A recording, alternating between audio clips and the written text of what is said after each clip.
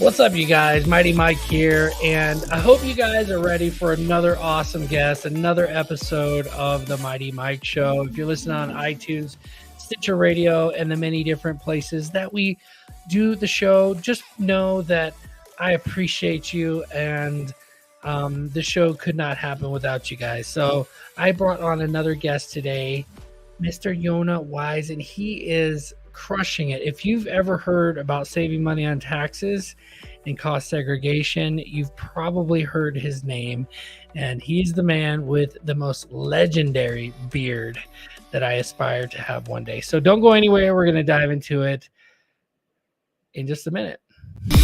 So the big question is this: how can we achieve financial freedom, quit the 9-to-5, and live a mighty life? That is the question, and this show will give you the answer. You are listening to the Mighty Mike Show with your host, Mighty Mike Reed.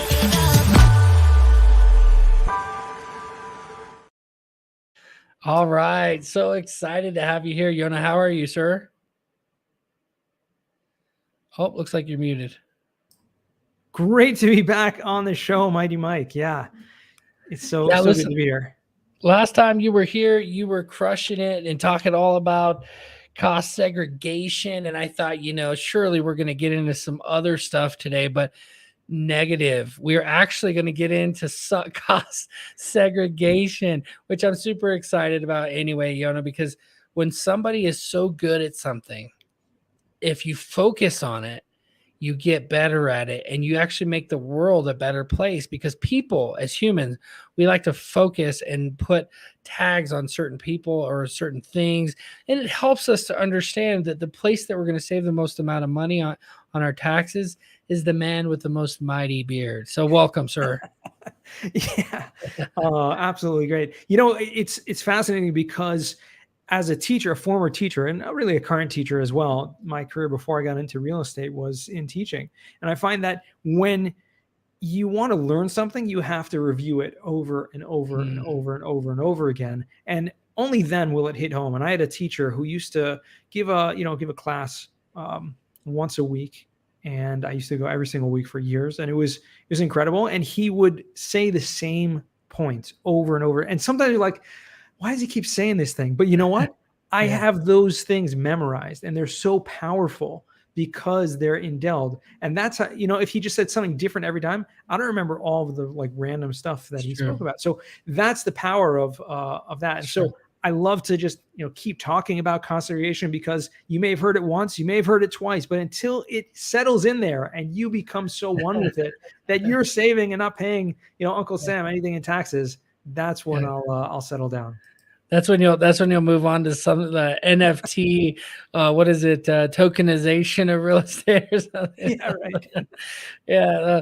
Well, that is interesting point. Like if you were to focus on anything else with the same magnitude that you are cost segregation, that area would become something that everyone would know where to go, right? And so that's the cool thing is anybody I talk to in multifamily, they if I mention Yonah, they're like, oh yeah, the cost seg guy. I'm like, yeah.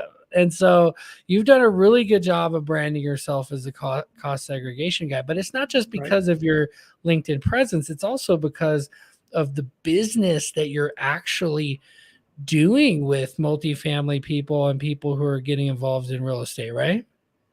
Absolutely. 100%. Yeah. It's like, you got to put in the effort. So like I could create a show all about doing real estate investing. And if I never do it and I just talk about it, then it's a different thing, but you're doing this, and you're also a real estate investor yourself.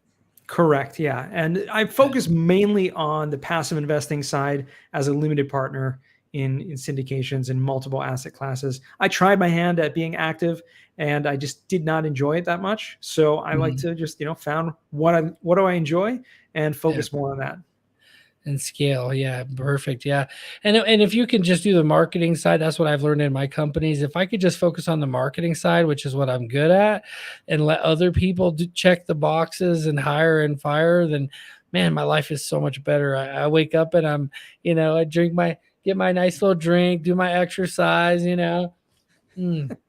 And then I don't stress out because I have to fire somebody, or I don't stress out because I have 10 other things I got to deal with. But yeah, business is great. That's a great. So you offer this as a service though, right? The cost segregation. You don't just We teach it. do. You actually do it as well. That's absolutely right. Yeah, we do it. Yeah. We're Madison SPECS, actually the largest national company doing this. But my role as kind of in the business development, I found teaching it was really the way to enlighten people, because what I found was that most people just didn't even know what this was, let alone understand it. So it was like, in order to use this tax strategy, you have to first know what it is. So I Mm. found this niche of just educating people Yeah. as much as possible. And then it's basically a no brainer. And you're like, okay, well, Yonah's the one that taught me all about this. I'm for sure Yeah. going to use his company when I want to, go ahead and get this done. That's so true too. When you provide so much value, and label yourself, tag yourself, I almost want to say, as being this is what I do and what I'm an expert in. It makes it very clear, and also the conviction that comes with that, right? Like, me saying that I'm a real estate investor. It's kind of almost silly because it's like there's 30 different ways that I'm a real estate investor, Right. but you know, but it's like how do you really differentiate yourself? And you've done a good job of that in the way that you're convicted, you have conviction for this thing that you're doing, you know. So let's get into a little bit of it, Yonah. If somebody's just brand new, doesn't, maybe they've been doing real estate investing for a while and they're like, I know how to depreciate assets, I know how to do this stuff. How is it different from just showing your depreciation and doing a cost segregation?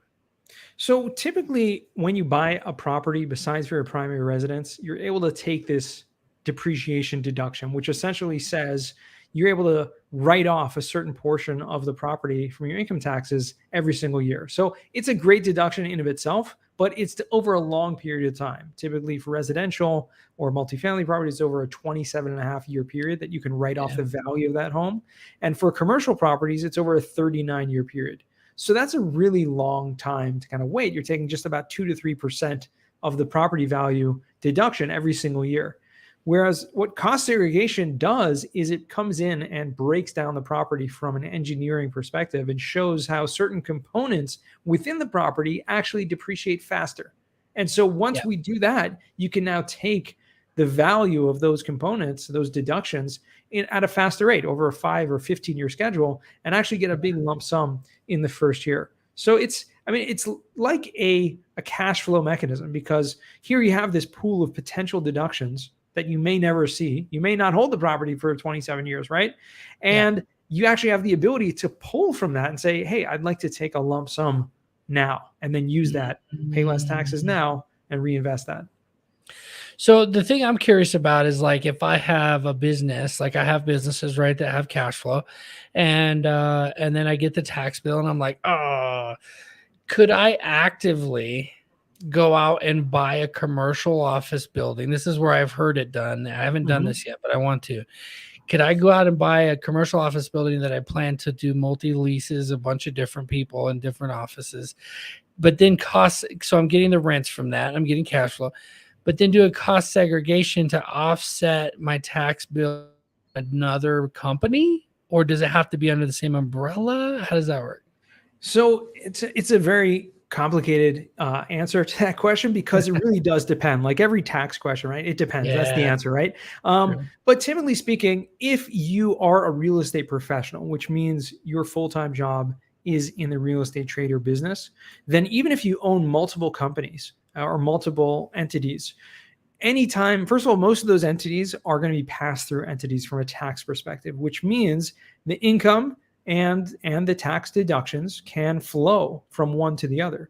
Now, if you Mm, are a real estate professional, then that's certainly the case, because you're able to then right. use those deductions to offset any source of income from any other property. There are exceptions, like I said, it does depend. If there's certain types of corporations where it's held and like everything that goes on in that Mm, corporation is kind of in its own vacuum, then you'll be able to use the right. deductions to offset the income from that corporation, but it will not be able to then spill over. So again, does depend, but it's Yeah. certainly something that can be done. Yeah, and this is why it's so important. Like I recently had my companies restructured to have a parent company that essentially just holds everything, and Hmm. then an operations company inside of that company that holds most of the risk, and then each of the assets have their own LLCs. Right, like this is kind of what I just had set up, and the way it's explained to me, I was like, I'm having to pay a lot more to set it all up, and every year having to file separate Right. taxes and stuff. But he's like, once you have this security and knowing that this is set up this way, you're legally protected on all sides. And I was like, wow. And I think that makes sense what you were saying, because each of those assets underneath that parent company can take advantage of the depreciations from the other assets inside of it. So Correct. Yeah. I From a like legal that. perspective, it definitely makes sense to do stuff like that because you want to protect yourself, right? You don't want, someone, God forbid, has an accident on one of your Mhm. properties and then they end up suing, so Yeah. they can't, if you have the right structure, they can't touch, your assets in another LLC. So that's really the idea there. But from a tax perspective, they're all kind of pass through entities and will all benefit one from the other. Yeah, that's great. So when I'm looking at potentially getting this office building and I buy it, and I'm just thinking, out loud for these other people that might be listening, thinking about doing this, what's the process look like? Like, because what happens a lot of times with stuff like this is you go through the process, you buy it, you end up in a situation where you got to pay your taxes, but you did not prepare. Like, how long does this process take? Can somebody get a cost seg done today and then add that to their tax report tomorrow? Yeah, so I mean, the process it takes is usually a few weeks minimum, just for us to do the whole process. But it only needs to be done before you're ready to file your taxes, which means Mm, right now, we're in October. It's people have already filed for 2022, whether on extension, et cetera. But for 2023 taxes, you don't need to get this done before the end of the calendar year. You can get it done before you're ready to file. So you do have time in that sense, and it is something that you can even do on a property that you've owned for a number of years, meaning it does not need to be done in the first year of ownership. interesting. And aren't you able to cost seg other types of assets as well? Any type of real estate, yeah. So in terms of other assets, other types of investments, no. But if there is real estate involved, then there is depreciation, and depreciation Mm, can be broken down. Essentially, cost seg is like an advanced form of depreciation, but it's no different mm. than depreciation itself. So let's if we can, let's break down very rough numbers. If I buy let's say I buy a big warehouse for $1 million, Hmm. and my taxes on this thing, the cash flow, right? I'm gonna pay on the cash flow, and I want to keep it really easy. Let's just say $10,000 a month is what I'm getting from all the rents on this Okay, $1 million asset. that's pretty good. That's pretty healthy. That's a That's pretty very good. healthy, yeah. That's like I a mean, 12 cap right there. okay, this is Wilshire Boulevard here. Okay, Wilshire Boulevard. So, yeah, in LA. So I'm getting 10,000 a month. I mean, and I have taxes and different things and different utilities. Maybe I cover the parking lot or whatever. But so Right. at the end of the day, I have a certain profit. Let's just say, again, these are rough numbers, but let's just say my profit is with after employees and security and all this, like just say half of 5 million or Five, five five, 5,000. 5,000. Right. Awesome. Yeah, So so that's 5 5 to times 6 12 cap, is right? 60. So what, 60,000, right? So I've made 60,000 for the year. How much, right? Like, and then I have to pay, let's say, half in taxes or 30% in tax, somewhere around there. So let's just say my taxes are 50%. So I'm going to pay 30 grand, let's say 25, right? $25,000 in taxes is my bill. Cost segregation will allow me to take all of the depreciation up front on that. So, but let's say I don't do cost seg. Hmm. How much do I get to depreciate the first year, do you think? Right. So if you don't do cost seg, the first and foremost, your regular depreciation in of itself is a great deduction because you're able to Mm, write off a big portion of that income. So in $1 million property, in a warehouse, it's a commercial property, so it's going to be depreciating over a 39-year schedule. So after taking off land, and you said it's in Wilshire Boulevard, so obviously California, land value can be like 50%. So that we're going to have to take that into consideration. But let's say it wasn't in downtown LA and is in some regular location in the US and has a 15% land allocation, which is pretty national average, right? Like I said, LA or California can get up to like 50, 60, 70% land value, which is going to reduce the amount that you can depreciate. But let's take that round number, 15%, which leaves you with 850,000 of depreciation that you can take over this 39-year period, coming out to about $21,000 deduction. So again, going based on your example, you're making about 60,000 of net income. Excuse me, you can immediately reduce that by $21,000, which means you're only going to be taxed on the remaining $40,000. That's regular depreciation. Comes in cost segregation and says, let's say we're going to take 20% of that property as accelerated depreciation, which means you have the option to take bonus depreciation, taking that lump sum in the first year. So 20% of that 850, that's $170,000. That $170,000, you can literally take that, reduce your taxable income, which again was about $60,000, and you're left over with $110,000 of extra deductions that then you can use to offset other sources of income as well. Wow. Now, how does it work with the follow? What if you don't have that additional income? Can it carry over? Does the government owe you?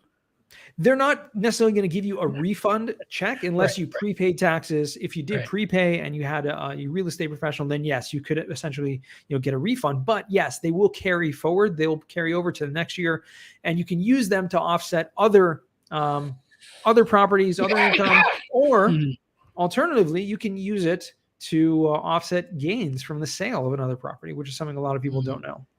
That's really good. So if I had another warehouse that I was just exiting and I owed taxes on it, I could go, well, hold on. I have this other credit for this other property I just did a cost seg on. So it makes a lot of sense why a lot of people will buy these properties that have like high ticket values, because they're like, oh, I'm going to get that depreciation and then I'm going to turn around and sell that thing in 2 years.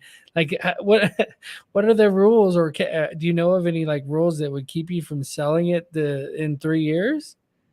No, I mean, there's no rules in terms of selling it. The one thing you do have to be aware of anytime you sell a property is you're going to be faced with not only a capital gain tax, right, which everyone's familiar with, but also what's called recapture tax, which is going to be taxed on the amount of depreciation taken. So it is important to kind of plan ahead and strategically potentially buy a property in the year that you're going to sell another property. Either do it through a 1031 exchange, which allows you to defer those taxes entirely, so you don't have to worry about it. But even without the 1031 exchange, if you buy another property and have losses or deductions from that, can be used to offset the gain from the sale of the first property. It's so cool. Like my mind is just like going, is going to all those places of like how to manipulate it.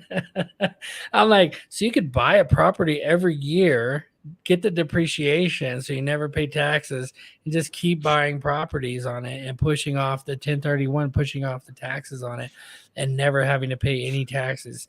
Is this what some people do, or do you know? Absolutely. I mean, that's exactly the point, right? The strategy is how can you get as many deductions as you can to keep reinvesting and just grow your wealth through real estate tax-free. I mean, that's exactly the plan. So cool. It's so cool. And then you get to tell. So it sounds great. And it's like, okay, but what do you think is the number one thing, or a couple different things that keep people from doing it? If it's so great, because this is what you do. So, like, what is the things that keeps people from pulling the trigger on doing cost seg? I think the main reason is simply people just don't know about it. I mean, every time that I speak at a live event or on a webinar or anything like that, I just ask people up front, a poll, what is your knowledge of cost segregation? And the majority, we're talking, 70 to 80% of people haven't really even heard of it, let alone have a good understanding of it. So once you understand it, once you get educated, and then if you have a property and it's worthwhile to get a free estimate, right? It doesn't hurt to get a free analysis or an estimate to see if it even is going to make sense for you. So that's probably the biggest, part, the biggest reason that is keeping people from doing it is simply because they just don't know what it is or don't know how it works. Yeah, and we know we have similar friends, mutual friends, like in the multifamily space. Obviously, that's where a lot of this is done, right? Because they get some pretty good cash flow on the multifamily side. But do you think to me, I see the biggest value like in commercial, because I could see all the different like warehouse buildings, because all the different things that can be depreciated, right? Like how much of a multifamily asset can be depreciated, like inside of the units, right? Like light fixtures So and a stuff lot. too. Yeah, Really? light fixtures, furniture, appliances, anything that's non-structural. So that can even include carpeting or vinyl flooring or Wow. countertops, cabinets, shelving, window Microwave. treatments, microwave, any appliances or furniture, Really? anything that's movable. Obviously, all of that stuff is going to depreciate on a 5-year schedule. And so you're able to take those deductions either over that faster 5-year schedule, or, like I said, the bonus Yeah. depreciation, getting it as a lump sum in the first year. Which is just incredible when you think about it. There's also another category that's called land improvements. So we talked about earlier how land doesn't depreciate, and you always have to keep that in mind, because there are certain locations where the land is going to be valued higher, giving you less depreciation. But the land improvements, meaning what's on top of the land, does depreciate and can be over a 15-year schedule, also eligible for that bonus depreciation. So you have, even in that warehouse property, we said, well, if it's downtown LA, it's not going to be much land improvements there. But if you have a retail property, or even a garden style multifamily property, you have landscaping, you have pavement, you have a parking lot, you have sidewalks, driveways, whatever it is, all of that depreciates and has value, and therefore you can take those deductions at that faster rate. Wow. Wow. So the person who's sitting there thinking like, okay, how could I save the most amount of money on taxes, but they're not in real estate yet? Like, that's a bigger jump, right? That's a bigger jump. Like, I'm a doctor or an orthodontist. We have, for our multifamily deals, we have guys, professionals that make good money, and they just invest, kind of like you were saying, invest passively more and just focus on your profession. And that's actually a really good track for people, because I mean, sometimes they've went to school for 8 years to learn how to be an expert in what they do. Why would they go and become a real estate expert after doing that? No, but taking their money and investing it in real estate is something that they do. And we do give depreciation, right? Partial depreciation for that. So tell me, how does that person take advantage of cost segregation, or is that not even a thing that they could do? So as I mentioned earlier, if you're a real estate professional or your spouse is a real estate professional, you're able to use the losses from depreciation to offset any source of income that you have. If, however, you or your spouse is not a real estate professional, the depreciation deductions are going to be limited to just offset any real estate income or gains that you have from the real estate. So that's a really important thing to understand. A lot of people think, oh, if I make a lot of money in my job, I'm just going to buy a property and then I won't pay any taxes. It doesn't work like that, unfortunately. So you have to know ahead of time what you're getting into. Yeah, that's a really important point. I think when I'm looking at different options for investing, whether it's in stocks or in real estate, and thinking, what are the things I'm missing here? What are the other pieces that will help me take the best advantage of this investment? And that's the cool thing about real estate, right? Is that you're able to get the depreciation, the appreciation of the asset going up over time. You're able to get the cash flow. You're able to get the equity pay down, where somebody else is essentially paying your debts. It's just so cool. It's like going to your neighbor and being like, hey, do you mind paying my car payment for a while?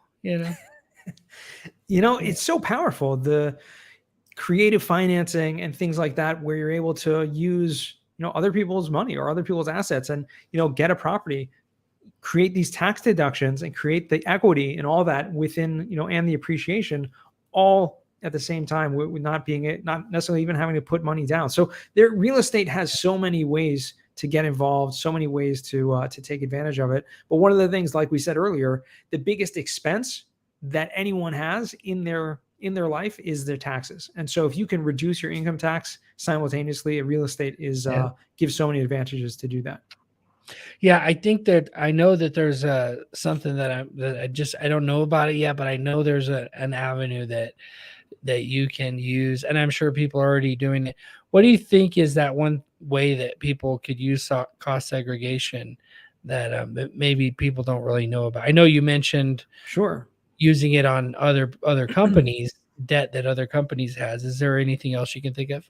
There's one thing that I think is huge that a lot of people don't know about. And this is even if you're not a real estate professional, if you have a W-2, it's having a short-term rental. So there's something called the short-term rental loophole.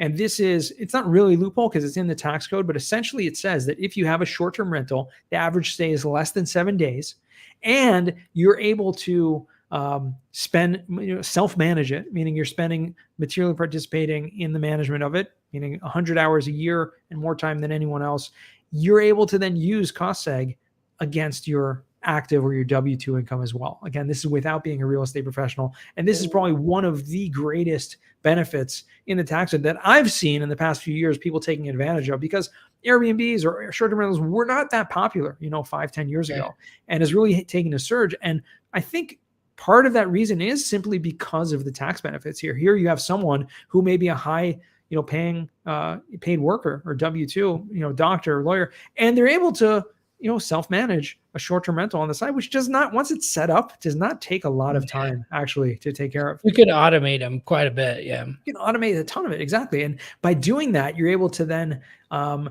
without that huge hurdle that used to be about the real estate professional status, you're able to take advantage of the cost segregation of these tax benefits and even reduce your high W-2 income. Wow. So, wow, interesting. So what part of the code is that? Did you say that? I guess what my question really is like short-term rentals. I have a short-term rental. There's certain hoops you got to jump through, right? Like making sure you're the one that's managing more than anybody else. Right. And is this state specific or is this the federal tax? No, this is federal tax.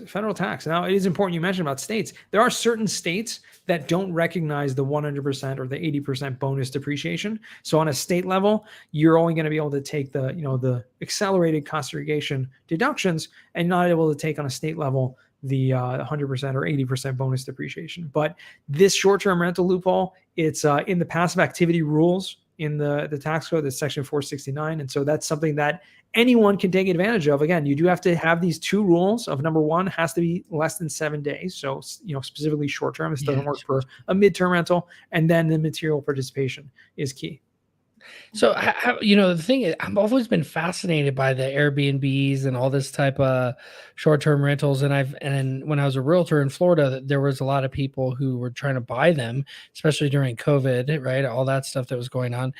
And, but there were certain counties that didn't allow short-term rentals, but then there was these loopholes as well. Like, and what's funny is, you get to, once you know those loopholes, and then certain loopholes start to work together. Like in Orange County, there's a specific area where you actually can't have short-term rentals in Orange County, Florida, unless it's a mother-in-law's unit and you live on the property. And how often does that happen? All the time. And there's the pool house or whatever you want to call it. But then they can short-term rental that as a doctor or whatever their high W-2 income earner, and then go ahead and get that cost segregation on their income. That is ninja right there. That's huge. That's huge. Yeah. So that's some really valuable stuff. So how can everybody work with you? I mean, is this something that you probably don't just work with anybody, right?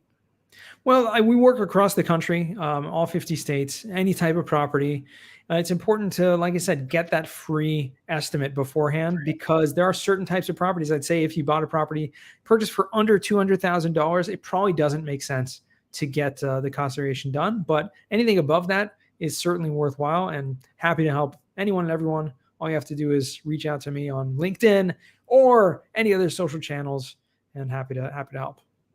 Yeah, definitely crushing it. Definitely very accessible on LinkedIn. That's how I think we initially connected.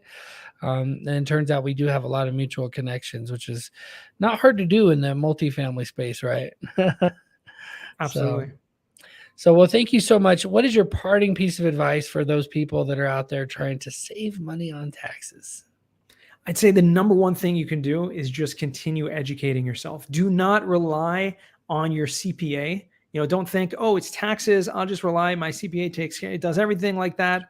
No, you have to be proactive. And when it comes to taxes, there are so many other things like cost segregation that you could be saving money on, but you have to be proactive and don't rely on someone else. So keep educating yourself, and you'll be able to scale faster. That is so true. My first experience with a tax person was my friend, and he really just gave me a hard time. He's like, Mike, you're a little business type of thing, and just didn't give it the attention it needed. And so some of the best advice. Hire a tax person, and then go hire a tax attorney or somebody who's just a go-getter, who's like, who will hold your accountant basically accountable. Hey, did you catch this one? Did you catch that one? The other way is just to find an accountant that is already a go-getter, specifically also specializing in what it is that you do. That's one thing I noticed, is that some of these accountants will be good at accounting in general, CPA, right? But then they don't know anything about real estate. Absolutely. Yeah. So thank you so much, Yonah. I appreciate you. And, our prayers are going out to everybody over there. You said it before the show, you were over there in Israel. Yeah, absolutely. It's obviously a difficult time the whole world is dealing with right now, but obviously locally here in Israel, it's very, very stressful. And, we just hope for peace and hope for, the people who committed these atrocities to face judgment. Absolutely. Yeah. Yeah. The prayers are going out to everybody over there, really all over the world, but definitely appreciate you and what you got going on and everything. And I appreciate you taking the time to come on the show. I mean, you just drop some crazy gems, great gems. I appreciate that, brother. My pleasure. Mighty Mike. Always a pleasure. Anytime. All right, buddy. We'll see you on the next time. Hopefully we'll have you come on again, and we'll mix it up, and we'll talk about cost segregation. Awesome, buddy. Well, thank you so much. Appreciate you. All right. Take care. All right, you guys, you heard it from Yonah Weiss. He is the wise man. We did not mention his podcast. I wanted to go ahead and mention that really quick. The Weiss Podcast. Go check it out. He talks all about cost segregation and the different ways that you can take advantage of cost segregation and save money on your taxes. Don't wait to go do it right now. If you don't know anything about it, start just tapping into it a little bit. I know when I was younger, I didn't want anything to do with finance, knowing how to do accounting or bookkeeping, or definitely not taxes.